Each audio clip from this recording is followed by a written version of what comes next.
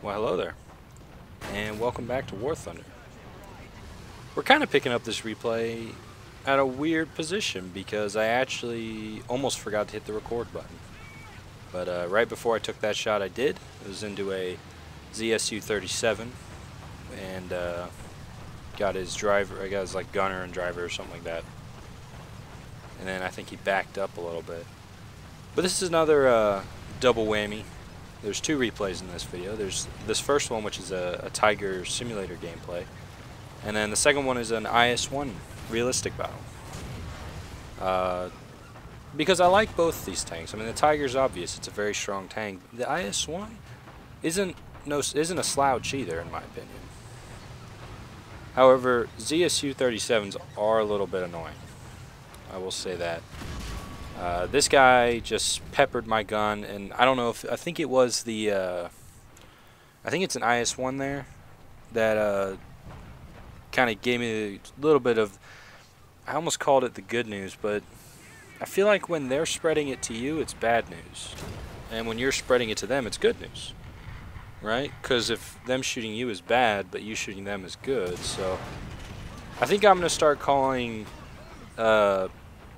enemy quote-unquote good news spreading bad news, because it's not what I'm after here.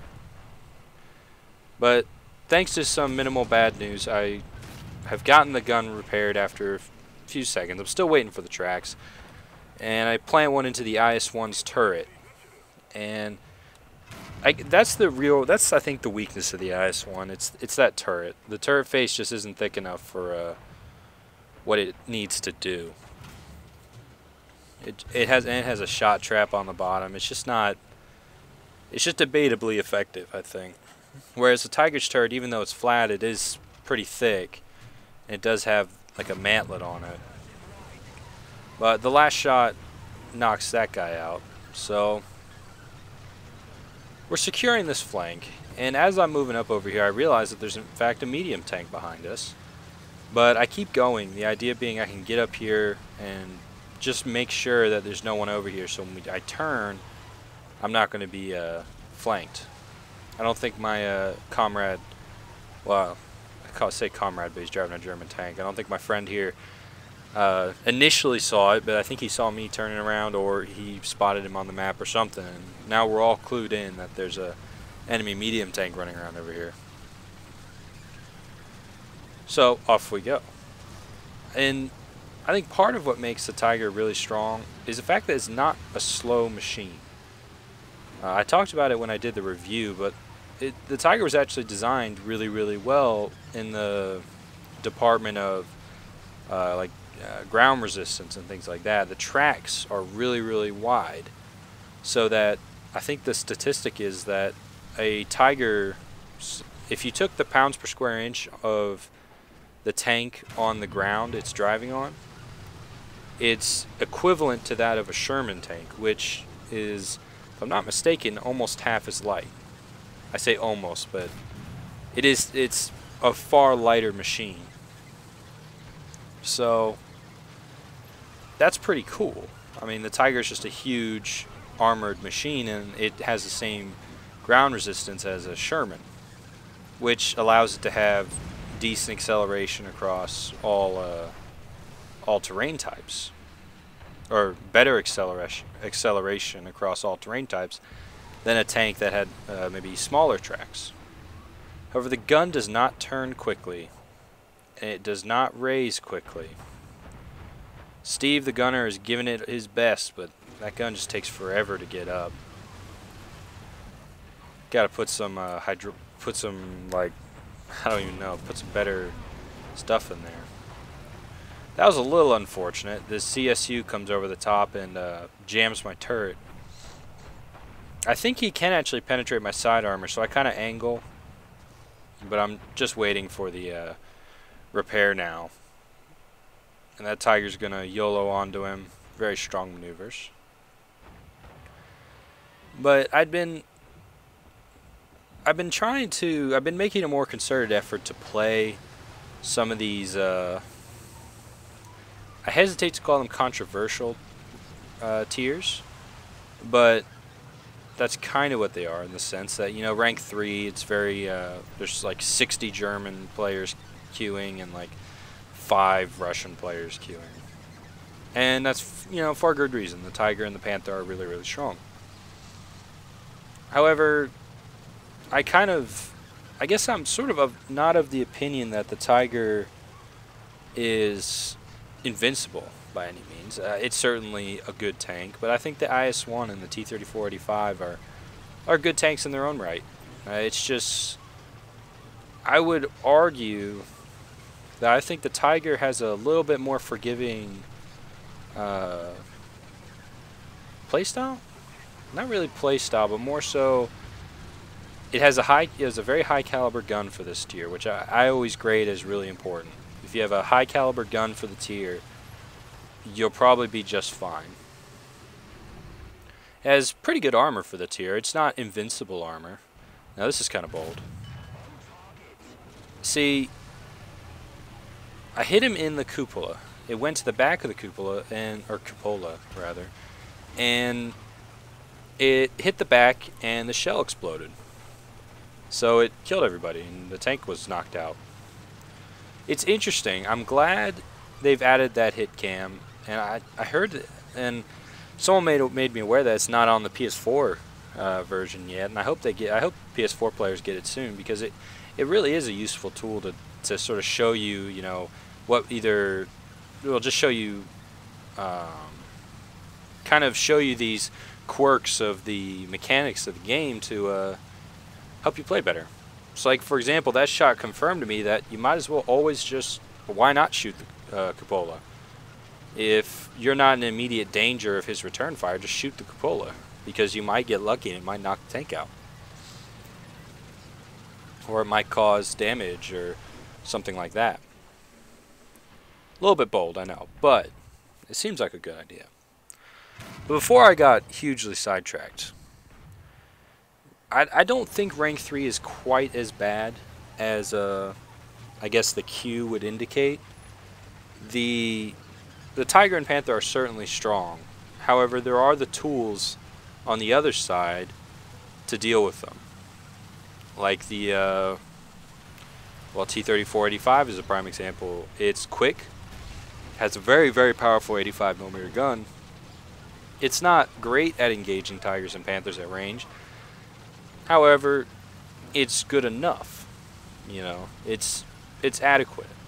And I guess the difference is that the Tiger and Panther's guns are good at all ranges. They're above average at all ranges at this tier. So, you know, it makes it more forgiving, I guess, to take those shots. Whereas with a T-3485, you gotta maybe aim a little more carefully or things like that, or maybe have a little bit more knowledge of the machine you're shooting and kind of know where to shoot it and things like that. But then you kind of have moments like this. This Su-85 has the gun to knock me out, and I don't do a good job of knocking him out. I get unlucky on a few shots, that's for sure. But it's not like he's helpless against me. It would sort of seem that way, but I think part of it is he's shooting my upper plate. Right there, he shot like my upper plate slash gun mantle, and that just didn't get the job done because of the angle. But I don't know. I feel like he could have handled me, but I don't know. I feel like when you're in that situation, just shoot the gun. The gun is always a good option to shoot, because it so if you knock out the gun, the tank can't return fire, and you know, that's fine. That's solid. But we're going to come up to a prime example of why the kill cam is actually really, really cool. I don't see this IS-1. He's over here somewhere. I forgot exactly where he was, but I know he's over here, and my goal is to just bum rush him. However, he's going to get kind of a lucky hit on me. I would say lucky. I didn't see him. And I was a little concerned about where it went, but I saw, oh, the kill cam shows me. It hit the ammo on the side of the hull and detonated. So that was a little unfortunate, but anyway, let's move on to the next replay. So here we are driving around the IS-1. I wanted to do I want to drive both of the, I guess, primary heavy tanks at this rank. You have the IS-1 and the Tiger. And I like both tanks. I think the IS-1 is actually a really, really good tank. It just requires, teamwork, I guess is the main thing. It has a good gun. It's the same 85 that, you know, the Russian tanks have at this tier. And it's, you know, quick firing, decent penetration, decent actually at range. It's more of a flanking type gun. It's more of the, or it's the more of a volume fire gun where, you know, you have two T-34 85s just pumping shells into, you know, Panthers and Tigers and keeping them disabled while they just sort of blast them. But it certainly has the penetration to get through the front plate of a Tiger, certainly the lower plate. Front of the turret too at close ranges, you can just blast one right through. And I think sometimes people forget that you can always shoot the gun. At close range, if you don't think you can penetrate the tank or you don't have a good shot, but his gun's pointing at you, just put one right down the barrel. It'll more than likely disable or destroy his gun, and that's going to force him to repair. His repair will take at least, I believe, 20 seconds. You'll have plenty of time to reload during that time, and he'll likely have to reload before he shoots you as well. But this is a single cap game on Mozdok. So I decide that if we're going to win this, we have to make it so it's a close range engagement. We need to push the issue and basically cap and make them come to us. Because it's going to be difficult for us to engage Tigers and Panthers and Jagdpanthers at excessive range. So I decided to come over here and sit in the cap circle, cap it, and then move forward and deal with the enemy. Because if we cap, they have to come to deal with us, or else they're going to lose the game. That's just the simple facts. And I don't think the enemy are going to do a great job of that. It's going to be a Panther who's going to poke up over there. I do like how I'm sitting next to all these explosive barrels. I don't actually know if they'll explode or not, but it would be pretty cool if it did. Well, there's a Panther over there. And he could be a little bit of an issue, but, you know, he left me alone long enough to cap.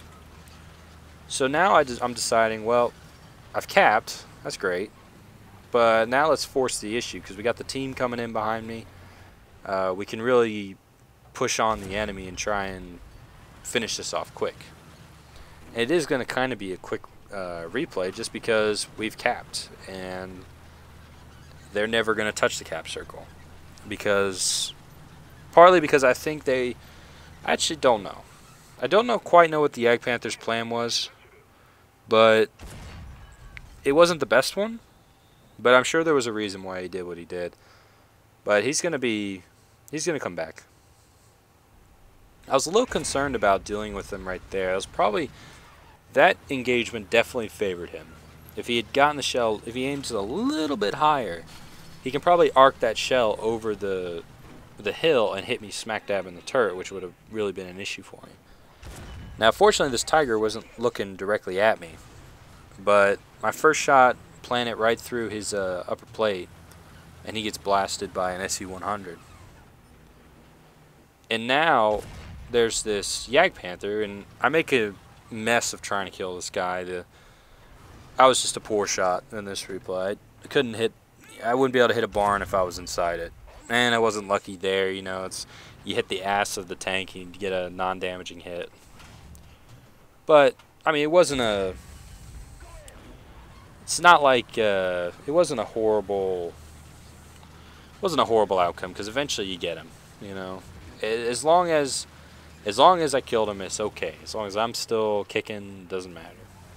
This Panther's going to be the exact same way, though. He's going to roll forward. Perfect shot for me. I got his side armor. It's going to be great. But then he gets hit and stops moving because he got his engine or transmission or something blown out. He's on fire now. And that's kind of an issue for me. And then I bounce one off his sloped side armor. I'm just like, oh, geez. Like, I can't shoot today. But he gets knocked out as well.